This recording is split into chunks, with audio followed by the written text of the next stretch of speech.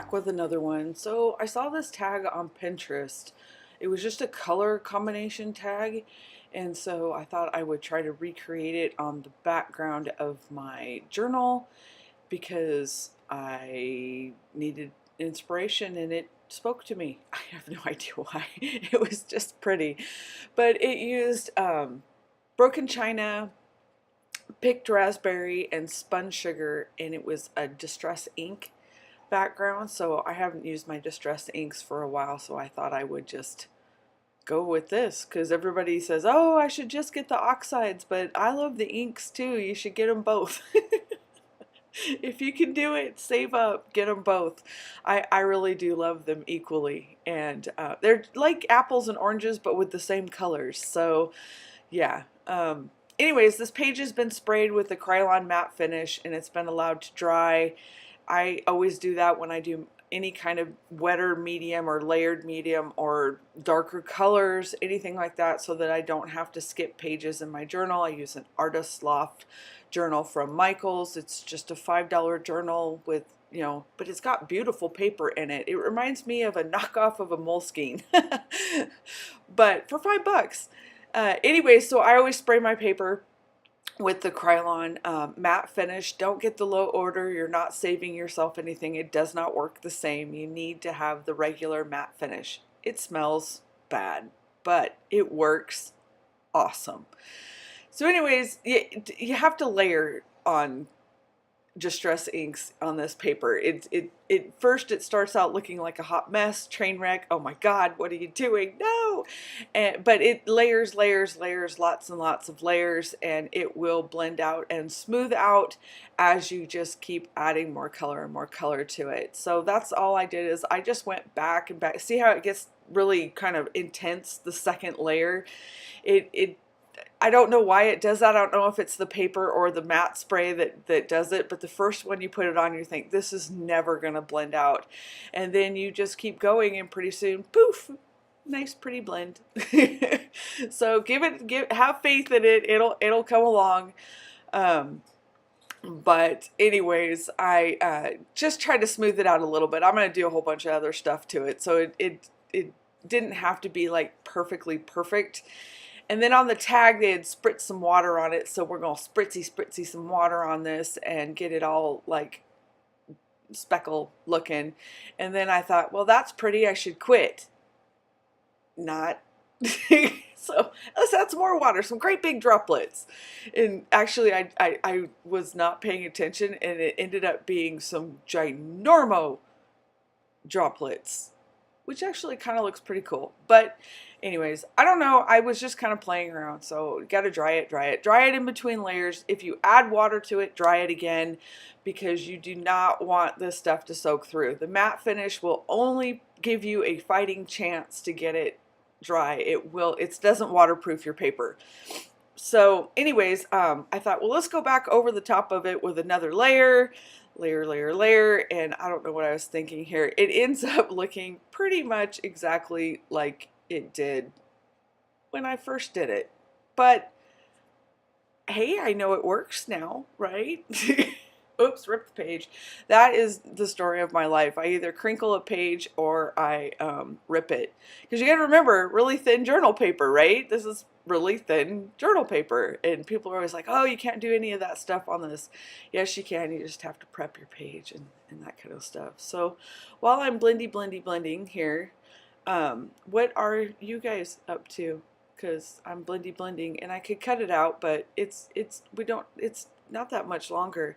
As you can kind of see where the purple is, if you get too much ink on it, it will start to stop blending and not lay color down anymore. It'll start picking its own color back up. So you have to at some point quit. And I sort of kind of quit. But then I thought, oh, let's add some more. So dry. You got to dry it. Keep drying. And I thought big splotches again, because I liked that before. And wow, did I get some big splotches. Anybody else hate the Ranger water squirter bottle? I do. I got this one for $1 at Target, and I love it.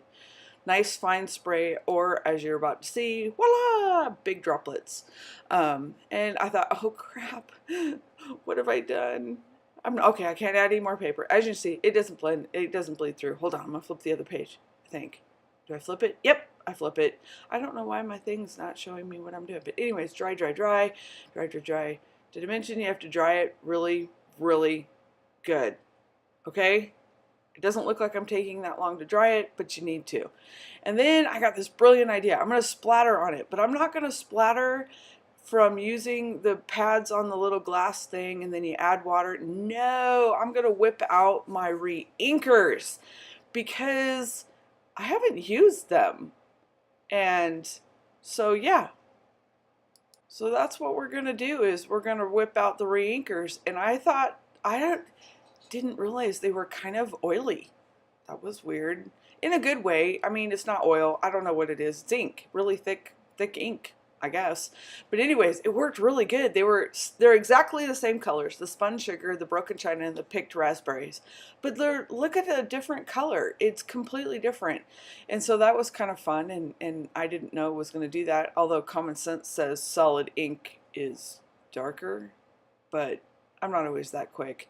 So I put some picked raspberry on there, and you cannot believe this stuff went everywhere.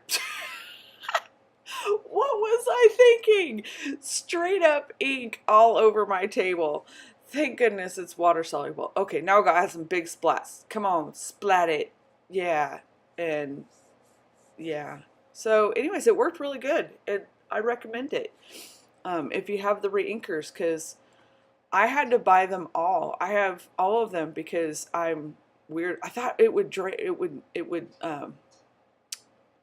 Drip, and it would have, but the whole page started to slide. So I thought, okay, that's not a good idea. Put it down. Put it down. Thank you. And so we're gonna dry some of that off because you do not want to let this air dry with the ink on it because it's gonna bleed through. It didn't bleed through. See. But it's going to bleed through if you just say, if it was like watercolor or whatever, you could walk away from it and it would be fine. But on this thin paper, even sprayed, you got to dry everything. Dry layer, dry layer, dry layer. Okay, let's add some big splotches because I don't know where this was going. Yeah. And then I had footage for doing the edge of this, and I can't figure out what I did with it. So there's maybe it's at the end of here. I don't know. It doesn't look right. We'll find out. I can't believe you guys are still here. I know. Don't do this stuff early in the morning. Anyways, got to dry some more. I added some more, dry some more, but it's like completely different color. See, still didn't bleed through. I'm telling you. And I use it. I journal this book. That's all there is to it. Journal pages have to hit the page. All right. Voila. I'm done, right? Nope. Okay, so I'm almost done. I went through and took a stencil, drew an edge with the black Posca paint markers, and added some dots, and that's basically what happened. And then I had to, because that's what these pages are for, I went in and I journaled and put my photos and all of that kind of stuff. Thanks so much for watching. If you fauxbonichi, come join us on Facebook. I will see you in the next one. Bye-bye.